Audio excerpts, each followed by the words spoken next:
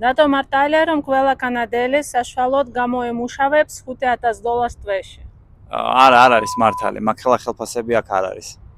მარტივია რომ კანადაში სახლი იყიდო, კანადის მოქალაქე უნდა იყო. არ არის აუცილებელი, ნებისმიერ სხვა ქვეყნის მოქალაქე შეუძლია კანადაში შეიძინოს უძრავი ქონება.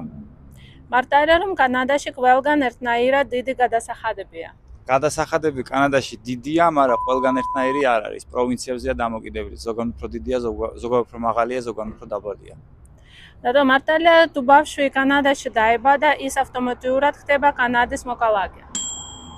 კი, ბავშვი რო იბადება კანადაში, ის ხდება ავტომატურად კანადის მოქალაქე, გარდა ერთი შემთხვევისა.